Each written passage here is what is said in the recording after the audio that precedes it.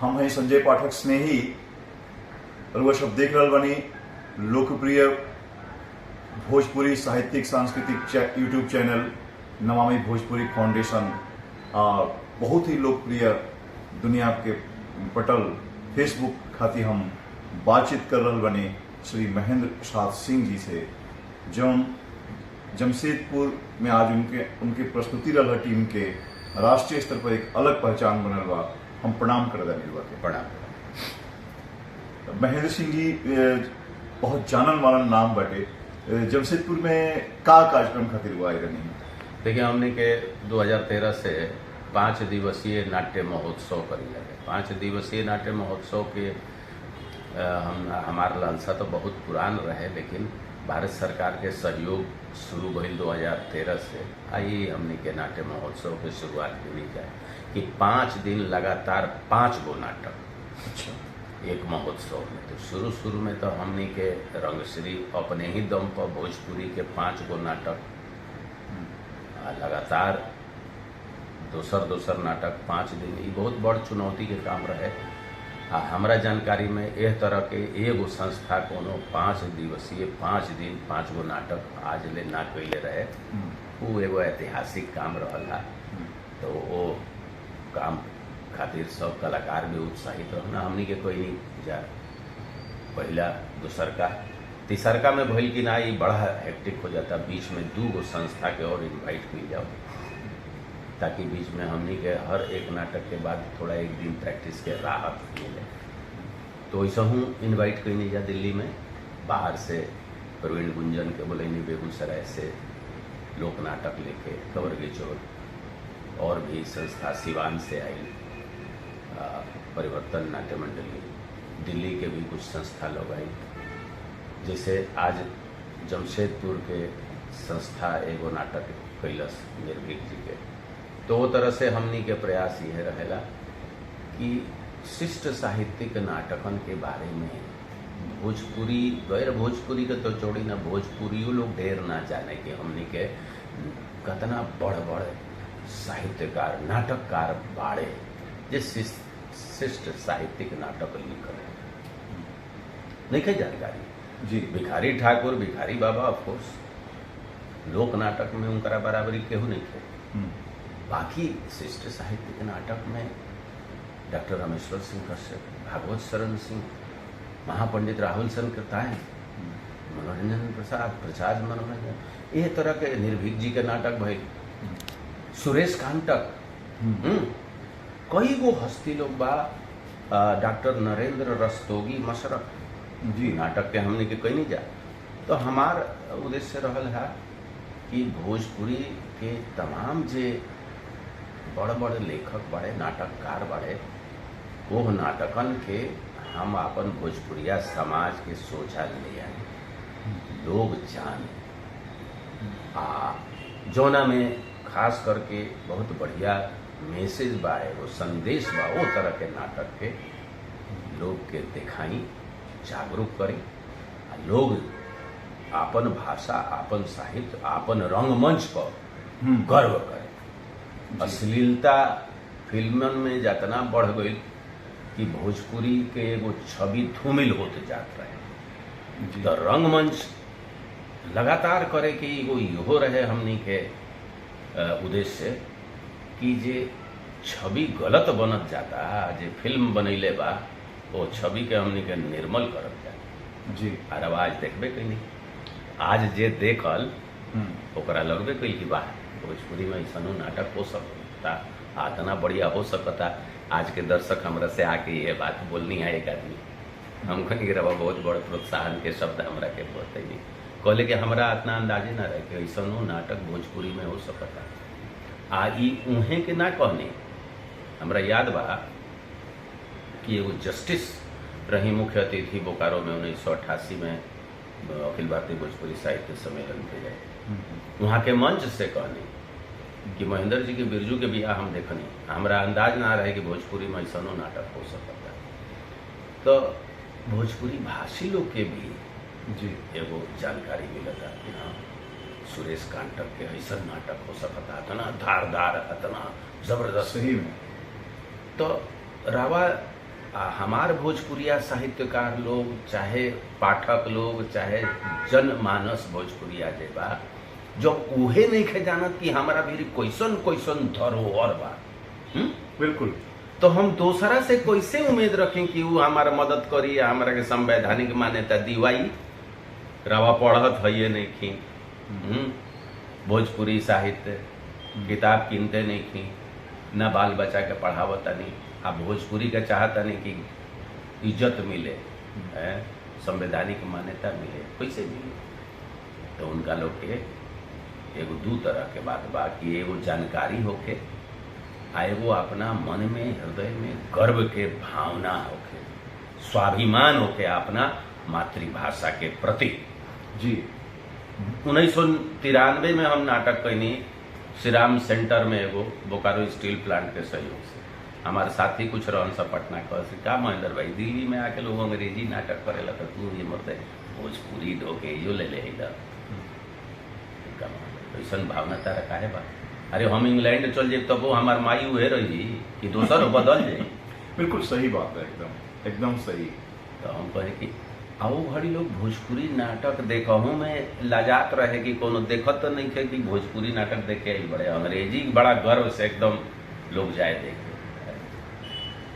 अच्छा सर, रउआ से एगो प्रश्न पूछता नहीं कि नाटकन के खासकर नाटक के श्रव्य काव्य कहल जाला, अभी रउआ कनी है कि शिष्ट साहित्य, तो भोजपुरी कहानियन पे तो काफी काम भइल लेकिन बा। नाटक तो श्रव्यो बा, दृश्यो काव्य बा, सुनतो बानी, देखतो बानी, श्रव्य दृश्य काव्य दोनों। हाँ दोनों बा। बहुत सुंदर। नाटकन में जे शक्ति बा वो नाट्य माने 3 विधा बा। एकरा में नृत्य बा, संगीत बा आ अभिनय बा। साहित्य तो बढ़ले बा, तो पंचम वेद एकरा के यही से कहल गेल बनो जी। पंचम वेद बा कि एकरा में सब वेदन के सार बा। आ ई कोनो साधारण व्यक्ति के, साधारण आदमी के करे वाला विधान नहीं थे, कंप्लीट टीम वर्क बा। नाट्य शास्त्र में एकर चर्चा बा कि जब ब्रह्मा जी देवराज इंद्र के बोलौले कि नाटक एगो कर, तो देवराज इंद्र समर्पण कर दिले कि पितामह देवता लोग के बस के बात नहीं थे, एमे साधक चाहिए, तपस्वी चाहिए, उहे कर सकता, दोसर ना कर सकता। साधक चाहिए, तपस्वी चाहिए, का बात। तो ई बात आज के युवा वर्ग के जे अभिनय के क्षेत्र में कदम राखल चाहता, हम ओकरा के ई बात बताइला जी कि तू जान ई साधना बाई पहले जान ल, तो अब इस क्षेत्र में आवा, ना तो तहार जरूरत नहीं। जी जी जी। हम साधना करत आइल बानी, 46 साल भइले रंगश्री का स्थापना कई। सही। 20 साल की उम्र में, यानी आज से 51 साल पहले हम आकाशवाणी के कलाकार के रूप में चयनित बनी। अभियो दिल्ली में भी हाई ग्रेड के हम कलाकार बने जी। तो ये साधना बा। हमार बड़ भाई हमार गुरु रहे, वो हमारा माई से प्रेरित होकर अभिनय करे के शुरू करिए। तो वो एक साधक के रूप में हमनी के आगे बढ़ाइले। हमो कोशिश करीला संजय जी कि जे हमारे साथे जुड़ता ओकरा के ये हम बताई, आ ओकरा के एगो साधक के रूप में आगे बढ़ाई, आ ओकर चरित्र निर्माण करे के प्रयास करें। जी। भारत सरकार के संगीत नाटक अकादमी बा जी, जो नाटकन के मदद करेला, काल भी संस्कृति मंत्रालय के तरफ से ये चल रहा बा महोत्सव, 8वां भोजपुरी महोत्सव, ये मेरे वो कैसन सहयोग मिलेला कि ना? देखिए ये भोजपुरी नाट्य महोत्सव हमनी के बतैनी रहा कि 2013 से हमारा ये सहयोग मिलेगा। जी जी। आ ई सहयोग के राशि वैरी करेला, बदलत रहेला। अब 5 दिवसीय नाटक बा मान ली, तो अगर ग्रांट मिलता 1 लाख मिलल बा, कई बार मिलल बा 1 लाख, आ हमारा हॉल के खर्चा अगर सबसे कम खर्चा वाला हॉल दिल्ली में करब तो 15,000 एक दिन के लागे, तो 15 × 5 = 75,000 तो करे हो गई। अगर रद्दी स्टेज क्राफ्ट बा तो ओकरा के 10,000 दे, 10,000 में केहू स्टेज क्राफ्ट ना करे आजकल। तो 5 दिन के 50,000 उहे हो गई, एक सेट कभी ले लग 1.25 लाख हो गई। लाइट माइक मान ली हॉल वाला के। अब जे 2 महीना 5 गो नाटक करे के मतलब 2 से 3 महीना खटता खटता, वो मुँहे माटी लगा के नाटकवा करी, कहाँ से करी? जी।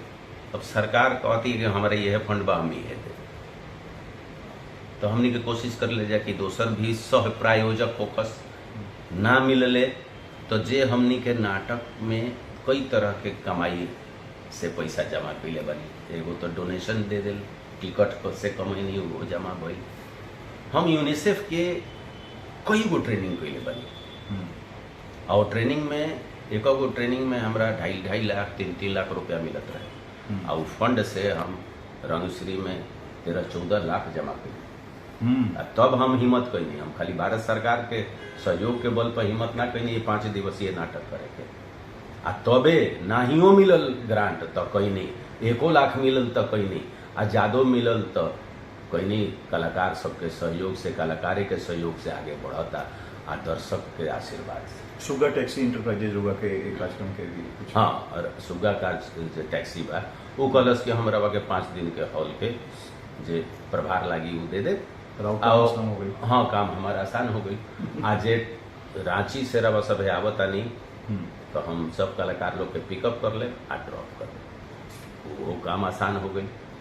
तब एह मद में एक तरह से उनका लोग के सहयोग हो गई। आ सहयोग हमरा कलाकारन खातिर मानदेय राशि के बढ़ा देलस जी। जे 2-2 महीना सोची कलाकार, अब वो कलाकार अब यंग नहीं थे। अब हमारे सौमित्र वर्मा के रवा देखा तनी 2005 से जुड़ल बड़े रंगश्री से, आज कितना साल हो गई? 19 साल। 19 साल से वो संघर्ष करते हैं। अब वो बाल बच्चेदार आदमी बड़े। जी बिल्कुल। अखिलेश कुमार पांडे परिवार बड़े 2007 से जी 17 साल हो गए जी। हैं। आज 15 मार्च के 17 साल उनकर सेवा रंगश्री में आबाद रूप से पूरा भइल है, नॉन स्टॉप। सच में। अब वो बाल बच्चेदार आदमी, वाइफ बड़ी, 2 गो लड़का पढ़ता। पहले तो 6,000 में काम चल जाता रहा है शुरू में, अब तो 6,000 ओकरा मेट्रो से आवे जाए में खर्चा सही बात है, एकदम है ना। ओकरा 25,000 मिली तो कैसे जीवी, ओकर परिवार कैसे आगे बढ़ी? तो यह परिवार अब एक तरह से इहो हमारे अपने परिवार बनो। जी जी बिल्कुल। तो जैसे हमारे बाल बच्चा पढ़ लिख ले तो प्रयास करीला कि ये सब हमारे कलाकारों के बाल बच्चा आगे बढ़े। सर जमशेदपुर आई ना तो हमनी के भी बहुत आनंद आवेला। तो राउर भी हमनी के देखिए आभा मंडल देखी ला तो बड़ा मस्त रही ना, खुश रही ना। झारखंड बिहार से रुआ का आशा बाटे? हिंदी पट्टी है ये हिंदी पट्टी के रुआ कैसा लागेला या का? देखिए संजय जी, हम तो कहब नु कि झारखंड तो बहुत ही उर्वर भूमि रहला। हमके तो झारखंड में बोकारो में पैदा भइली जा। आ बोकारो के दर्शक वर्ग ऐसन रहे हमार की, हमरा याद बा कि बसमतिया चाउर हम नाटक कईनी 100 सुबह में आ 100 शाम में। जतना देख के गइलन जा पहिलका शो में, ओ में से कम 30% फेर अइले। हम पूछा नहीं, बसमतिया चाउर देखे का फिर हम कही तू तो दिनवा में देख के गइला। हाँ देख के गइनी है, बाकी माई ना देखले रही, बाबूजी ना देखले रही, तो लिया के नहीं। का बात बा, इ नाटक के सफलता। हाँ, एगो नाटक हमार भइल 540 हॉल के कैपेसिटी रहे बोकारो कला केंद्र के, आदमी आ गए करीब 700। हम कहने कि अब टिकट तो खत्म हो गई, बंद करी, अब जगह नहीं के। कहलो कि जैना मोड़ से आइल बानी, हमने के खड़े खड़े देख ले जाए आ टिकट के पैसा दे जाए। दर्शक बाणे रवा करब तब न, बिल्कुल रवा करब आ सहज में बढ़िया, तो काहे ना आई। अब आज देखी रवो देखनी है बाकी लोग जे तरह से अपन उद्गार प्रकट कइल, ओसे तो हमरा यह लागल कि उनकर हृदय जुड़ा गइल, करेजा जुड़ा गइल नाटक देख। सही बात है, एकदम साच। और वो कहता नहीं सही बात बा। तो ई अभिव्यक्ति से हमरा ई लागल कि अगर यह नाटक काल करता नहीं तो जे नइखे देखले इनकर साथी दोस्त या परिवार के सदस्य, तो ओकरा के लोग जरूर भेजी, अपनहु एक आध गो शायद लेके आई कि चलो फिर से जी कालो या हुई। हाँ, यह नाटक बाबू। हाँ। तो ए तरह के नाटक के लगातार बारंबारता चाहिए जी। मानी होखत रहे। जी। अब कैसे होई रवा बताई, अगर महंग नाटक होई तो ई संभव बा? फाइनेंशियल ढूंढने की पड़ी, बिना स्पॉन्सरशिप के तो कोई कार्यक्रम आजकल नहीं किया हो तो सकता। हमनी के प्रयास इहो रहेला कि सस्ता में करें। लोग के बुझे लगे भोजपुरी मंच बड़ा गरीब बा। अरे गरीब नहीं खे, तहार दिल गरीब बा, तू अपना के अमीर बनावो मन से। हमनी के तो करते बन जा, आ हमनी के साज सामान आ इल्यूजन पर भरोसा ना रख के अपना अभिनय, अपना कथ्य, अपना संवाद, अपन पूरा विषय वस्तु पर, अपना ताकत पर फोकस रखें तो दर्शक तो भाग के आई। जैसे एकरा के खर्चीला बनाई, नाटक के विकास ना हो। सहज सरल बनावे के पड़ी। सहज सरल बनावे के पड़ी, बारंबारता तबे न बढ़ाई। जी जी। अब रवा कहीं नाटक करे के जाए के बा। अब देखें अखिल भारतीय भोजपुरी साहित्य सम्मेलन में हम नाटक कहीं नहीं रहो, शायद देख ले रहे हाँ, हमने के रही जा पूरा टीम में रहे। जी। Mind set. जी, माइंड सेट। खदेड़न बाबा रवे बना रही खदेड़न हाँ। बाबा। हाँ।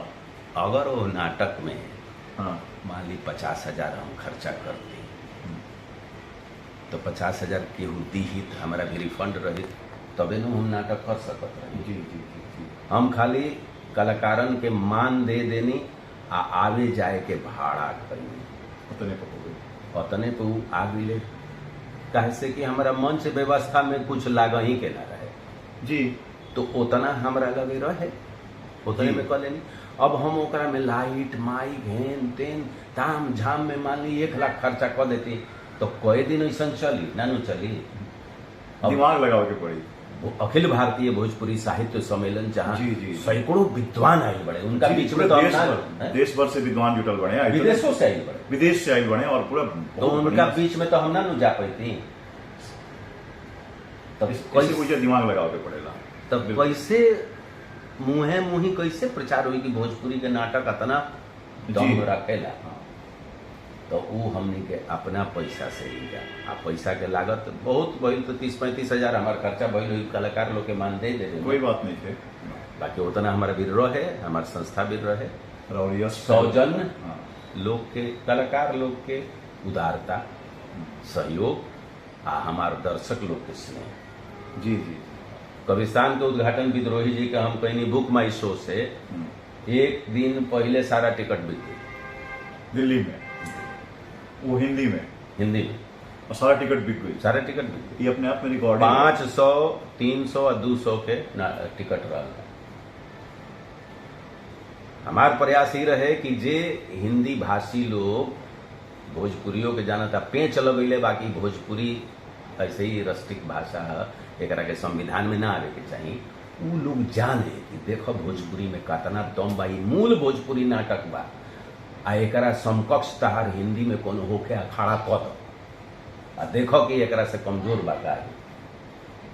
वाह सर जी वाह। तो इहो एगो उद्देश्य बा कि जनमानस जे गैर भोजपुरी भाषी बड़े वो जानस। बहुत बड़े गैर भोजपुरी भाषी जे लगातार आवले हमार नाटक में।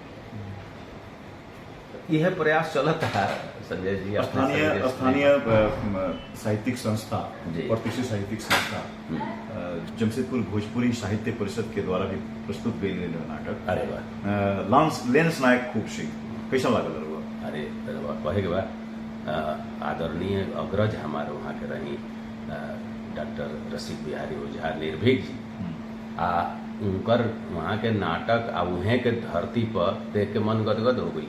हमनी के एगो जोन लक्ष्य बा वो में एगो सहयोग भइले संस्था के, आ बहुत खुशी भइल, आ सबके देख के कलाकार लोग के आज प्रस्तुति भइल वो देख के बहुत अच्छा लगल।